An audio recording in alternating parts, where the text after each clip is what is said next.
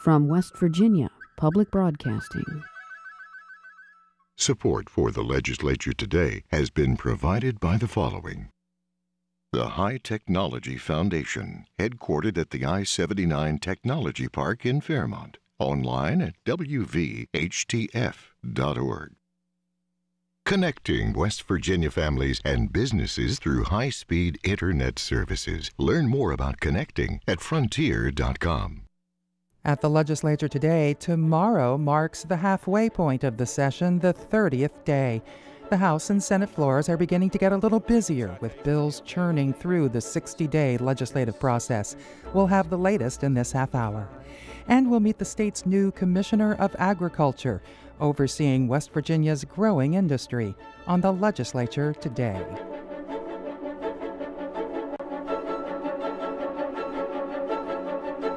And good evening, I'm Beth Voorhees. Two bills passed unanimously on the Senate floor today. Senate Bill 200, relating to the Eyewitness Identification Act, and Senate Bill 372, which makes it a criminal offense to interfere with an emergency service call. Governor Tomlin's education bill made it through weeks of debate in the Senate Education Committee, but not without seeing some changes. But first, as Ashton Mara reports, it was a select committee this morning that heard the story of a young woman affected by the education, drug treatment, and juvenile justice systems of the state. A young woman who hoped, by sharing her struggles, she could influence the way this group of senators affects the lives of youth across West Virginia. Brianna Heater grew up in Buchanan, West Virginia, in Upshur County. Now a mother of a 5-year-old girl, Brianna says she was exposed to drugs at a young age that changed the course of her life, something she shared with the Senate Select Committee on Children and Poverty. At the age of 10, I had started enduring some difficult parts of my life. I moved in with my father, which is a registered sex offender. We started making methamphetamines. He actually showed me how to make it. He actually took me out of school, homeschooled me so I could be at home with him. At the age of 14, I had got pregnant. I was on probation at the time for fighting. I had got pregnant and I was failing drug tests repeatedly for meth. I had got taken from my mom and put into a juvenile justice system. It's in that system that Brianna says she was treated like a criminal, that Kathy Safran, president and CEO of Creighton Services in Wheeling, says a 14-year-old pregnant high school dropout didn't deserve to be punished.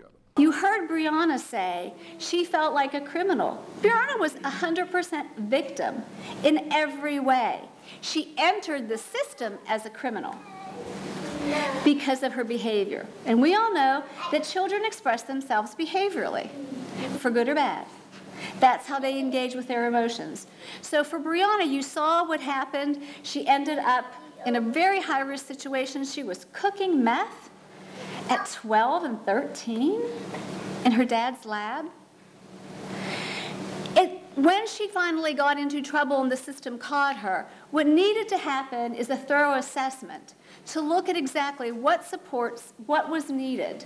She certainly didn't need detention, she needed treatment.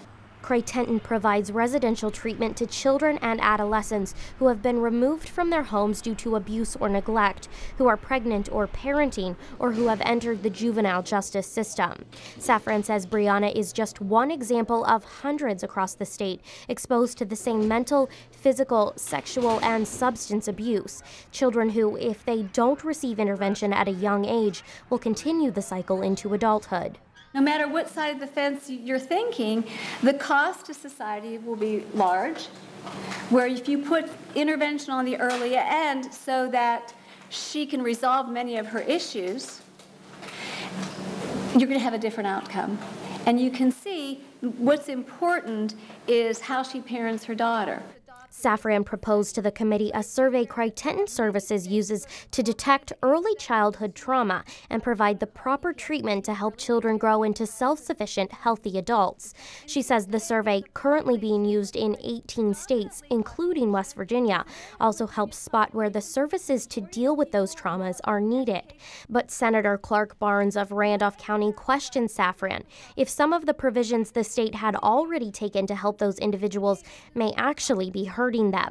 And a lot of times we're looking to government for solutions, but are some of the government services that we're providing already, are they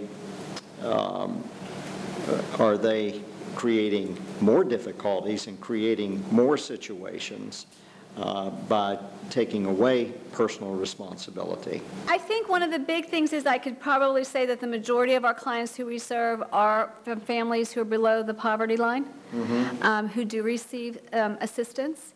There is a very logical connection between childhood trauma and poverty and traumatic stress. A major bill that has spent weeks in committee was advanced from Senate Education, but not after receiving some changes. Committee Chair Senator Robert Plymel of Wayne County says many of the changes to the bill had to do with the findings from the governor's education efficiency audit released last year, changes to help reduce the bureaucracy of education at the state level.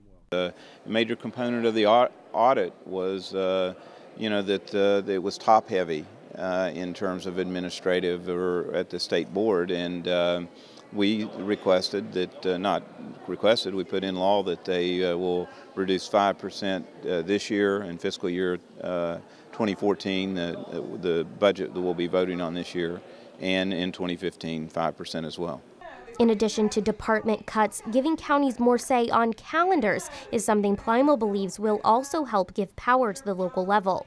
Governor Tomlin's education bill also allowed for the national program Teach for America into West Virginia classrooms, something the unions have strongly opposed. Plymel says the language in that section was something he wasn't comfortable with, and while it was changed, it was not removed. We rarely do that in legislation, is name an organization that, by name. So we said that if a national teacher corps, that's what we called it, if there's an organization that meets this criteria, then they still have to go through a process. The other, with the state board. The committee substitute will now move on to the Senate Committee on Finance. Plymel says because of the importance of the bill, he expects it to be taken up quickly. For the Legislature Today, I'm Ashton Mara in the Senate. 4 bills passed in the House of Delegates today, bringing the total up to 21 pieces of legislation to make their way through that chamber so far this session. Dave Mistich gives us a rundown of the bills passed today that will be handed over to the Senate. The first bill up for passage was House Bill 2397. The bill was explained on the House floor by Judiciary Chair Delegate Tim Miley. What this bill does is allow county commissions to temporarily fill certain vacancies that occur in a county. It allows them to fill that temporary vacancy for up to 60 days while they consider applicants for the permanent replacement for that vacant position. House Bill 2397, which passed 98-0, comes on the heels of Jefferson County Sheriff Bob Shirley's resignation on January 11th, 3 days before pleading guilty to 1 count of deprivation of rights under the color of law. The House then moved on to House Bill 2414, which would permit a municipality to convey property to a nonprofit for a specific public interest that benefits that municipality. Again, Delegate Tim Miley with further explanation of that piece of proposed legislation. This bill provides a mechanism for a municipality to transfer municipal property to a nonprofit corporation for the purpose of providing a public service which benefits the city and the public without having to go through the public bidding process. It also allows the city to transfer or lease municipal property to a nonprofit corporation for less than fair market value. This came about as part of the Home Rule project from the city of Charleston, and the Home Rule Review Committee believes this provides a good alternative which should likewise be extended to other cities throughout the state, whether they are part of the Home Rule project or not. I urge passage of the bill. Yet House Bill 2414 was not without debate, as Delegate Larry Kump of Berkeley County asked questions of Miley before explaining his lack of support for the bill. Would it allow local governments to convey property at less than fair market value without first trying to get a better price from regular bidding? Yes. Mr. Speaker, permission to speak on the bill? The gentleman may proceed. I would urge defeat of this bill for the reason of the discussions that we just had, I believe that the obligation to the taxpayers is to try to get as much bang for the buck when we're disposing of public properties, and for this reason would urge my colleagues to vote against this bill. However, in the end, House Bill 2414 passed 82-16. The House also handled House Bill 2729, which would allow epinephrine auto-injectors to be provided to schools for treatment of anaphylactic shock. Those auto-injectors would be donated to West Virginia schools through Mylan Pharmaceuticals. This bill permits all West Virginia schools to maintain an on-site supply of epinephrine auto-injectors, also known as EpiPens, for emergency treatment of anaphylactic reactions suffered by students or school personnel. The epinephrine will be administered only by the school nurse or trained school personnel. I urge passage of the bill. After the House approved the EpiPen bill 98-0, the chamber moved on to the final bill up for passage. It was House Bill 2747, related to open governmental meetings. Miley said the bill was requested by the Ethics Commission as well as the Secretary of State's office. What it does is revises the current method of giving public notice for governmental agency meetings to the state register. It requires electronic filing of notices of meetings on the Secretary of State's website. The bill further provides definitions for regular meeting, emergency meeting, and special meeting. House Bill 2747 also passed with a 97-1 vote. Also today, House Bill 2567 was on its second reading, advanced to third, and will go to vote tomorrow. The first Senate bill to make it to the House floor this session was read for the first time today. That bill, Senate Bill 197, is a supplemental appropriation measure from Governor Tomblin. For the Legislature Today, I'm Dave Mistich in the House of Delegates. In a moment, we'll meet West Virginia's new Commissioner of Agriculture. First, here's a look at some of the bills introduced in the Senate today.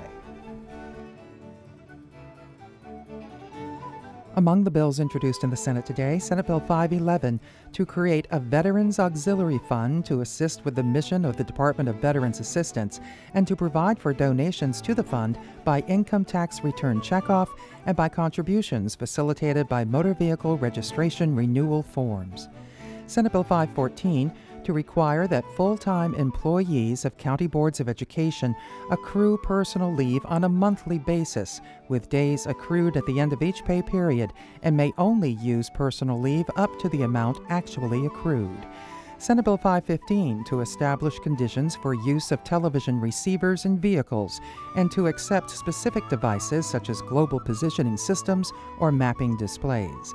Senate Bill 517 to create the West Virginia Fair Health Insurance Act of 2013. The bill defines illusionary benefit to require benefits to cover at least 75% of health care service. The bill prevents insurance companies from arbitrarily defining medically necessary rehabilitation services to avoid making payment for a covered service or for a service that should be covered. The bill makes physical therapy and rehabilitation services a mandated covered service for any health insurance plan, and the bill increases the monetary criminal penalty for insurance companies that violate its provisions. And Senate Bill 520 to encourage economic development and job creation by creating the West Virginia Project Launchpad Act, to provide economic benefits for businesses locating or expanding in launch pads, including state and local tax relief and other economic benefits. The bill prohibits businesses in a launch pad from employing illegal aliens, engaging in illegal activity, and being delinquent in payment of state and local taxes. The bill also creates the Promoting West Virginia Employment Act.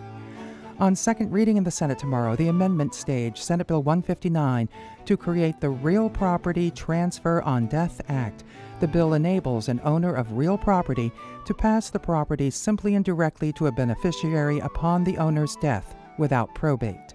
Senate Bill 368, to clarify that conviction of an offense punishable by incarceration for more than 1 year prior to a marriage and without the knowledge of the other party constitutes a basis for voiding the marriage. The bill clarifies that a party to a marriage who was unaware at the time that his or her spouse had previously been convicted out of an offense punishable by incarceration for more than 1 year may not institute an annulment action if he or she cohabitated with that spouse after becoming aware of the conviction. And Senate Bill 383 to allow family court judges to appoint counsel for indigent litigants where contempt proceedings could result in jail commitment. This will bring West Virginia into compliance with the United States Supreme Court decision. Our guest tonight says one of the keys to growth of the agricultural industry in West Virginia is to have the younger generation come into the profession.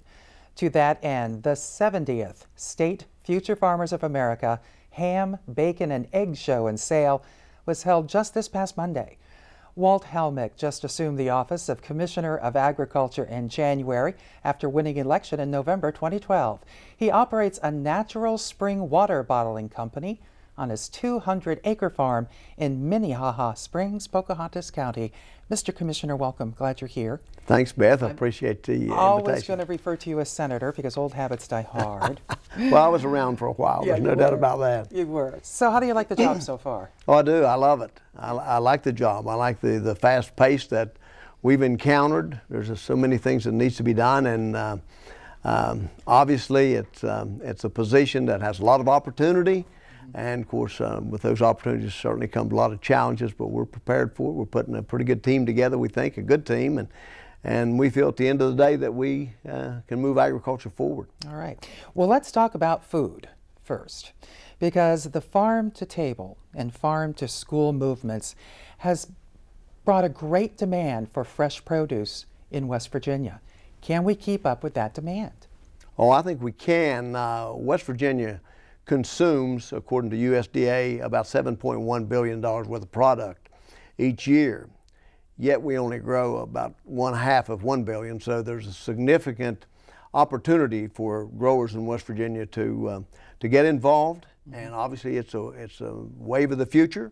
We want to be involved. We're going to implement programs and be involved with the youth and those that are currently in the business. So yeah, we'll be able to keep up. We've got to be aggressive with it, but it is a wave of the future, and we're on the very cutting edge of that wave. Does the state provide any kind of incentives, tax credits, or any other kind of incentives to get young farmers started and to keep older farmers staying in the business? Yeah, there's a combination. USDA also has a loan program, and of course we have some incentives at the local level, but we have a loan program of our own with the Department of Agriculture. So yes, young folks in West Virginia, if they want to get involved in agriculture, and we're going to insist that they do, we're going to be involved at the local level with the schools and with the different organizations that represent the agriculture community. And we'll have incentives and low interest loans that we can help them with. All right. There's a lot of talk about the need to diversify job opportunities, particularly in southern West Virginia. Does agribusiness have a role to play in diversification? For instance, as we look at McDowell County, can McDowell County be a place where we can operate farms? Well, yeah, we'll have to take a different approach in McDowell County because we haven't had an abundance of level land, as we know, in southern West Virginia. However, with mountaintop removal, we now have level land in a lot of areas of southern West Virginia. That acreage probably can't do the things that we're doing in the eastern part of West Virginia, but to some extent it can. If we look at the poultry industry, yes, maybe we can develop an industry there that's similar to the one we have in eastern West Virginia, which is over half of agriculture products produced in West Virginia is in the poultry industry. So we'd like to see some of that movement in southern West Virginia. We also want to see the local effort with smaller tracts of lands being utilized for the vegetables that we'll grow on those smaller tracts, and not only to the restaurants and to the homes, but also into our education system and into corrections and other areas where we provide tax dollars. We want to implement a program that West Virginians will be consuming West Virginia grown product, and southern West Virginia will have a significant opportunity in that program. Okay, so large poultry farms on mountaintop removal sites in southern West Virginia, that's your vision? Oh, I'd like to see that happen. I think there's potential for it. The level land is there. The mining industry has provided that level land, and we feel working with the mining industry, and we've talked with those people. We've been involved with them, and we know that we can take it to the next level if we can. And I don't think we have to incentivize very much there. I think we have the land as an incentive enough.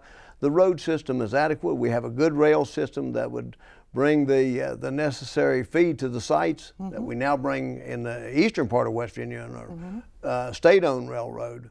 In southern West Virginia, North Fork Southern and CSX have access to that area. So we should be all right there. I think there's significant potential.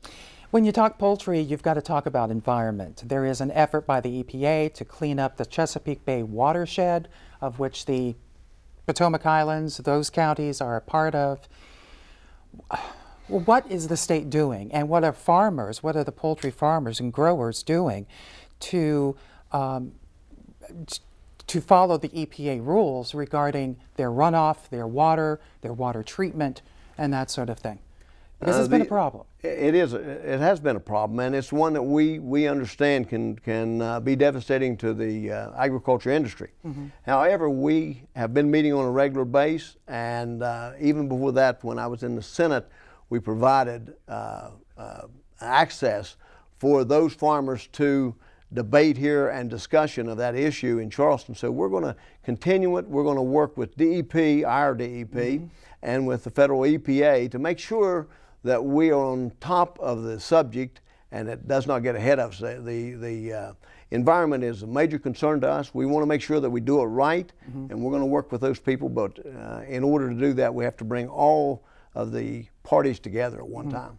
And you'll also have to consider it if you're going to put poultry farming in southern West Virginia. That's just one more thing, the environment and what you do with the wastewater, what you do with the waste. Yes, now, and we've provided wastewater treatment plants through the lottery proceeds. We've bonded those out over the last few years in the tune of in excess of $100 million. That's in the eastern part of West Virginia. But we've learned some things there as well, and so if we can transfer part of our operation or expand our operation, I don't want to use the word transfer, but to expand our operations to southern West Virginia in the poultry industry, we'd like to use some of the things we've learned and understand the process better so that we can move forward without damaging the environment. You've talked about doubling the output of state farms within 5 years. Can you get these poultry operations going in southern West Virginia within then? Well, that's just part of the picture. Okay.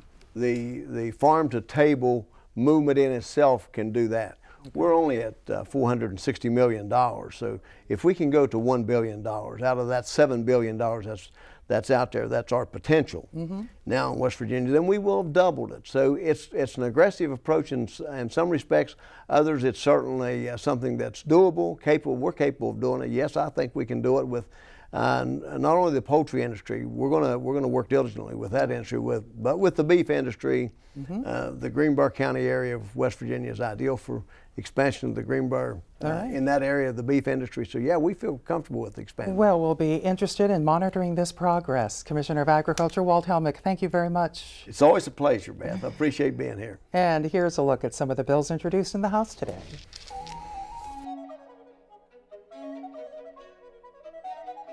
Among the bills introduced in the House today, House Bill 2919 to increase the amount of compensation members of county boards of education may receive for attending certain meetings.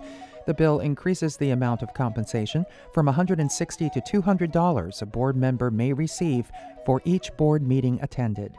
House Bill 2922 to authorize issuance of special Veterans Vanity Registration Plates for motorcycles. And House Bill 2926 to require health insurers to reimburse ambulance service providers directly for ambulance services covered under a person's health insurance policy, plan, or contract. Up for passage in the House tomorrow, House Bill 2567 to establish procedures for the administrative dissolution by the Secretary of State of limited partnerships and for the revocation and reinstatement of a foreign limited partnership's certificate of authority. And this has been the Legislature Today. Tomorrow, we'll meet the Deputy Secretary of the Department of Veterans Assistance. Billy Wayne Bailey is a former senator. The department was upgraded to cabinet level by Governor Tomlin in 2011. We welcome your comments and questions about any of the issues at this legislative session. You can email us at feedback@wvpubcast.org, and full episodes of the Legislature Today are available on that website. I'm Beth Voorhees. Thanks for joining us. Good night.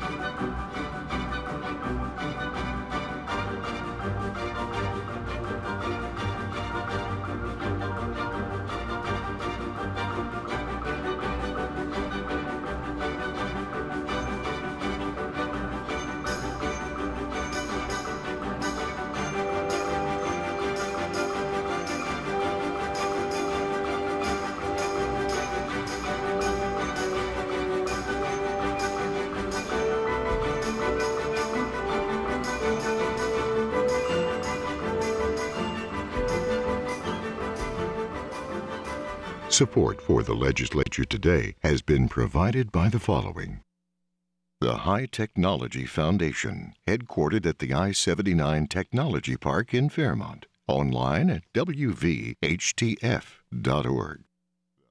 Connecting West Virginia families and businesses through high-speed internet services. Learn more about connecting at frontier.com.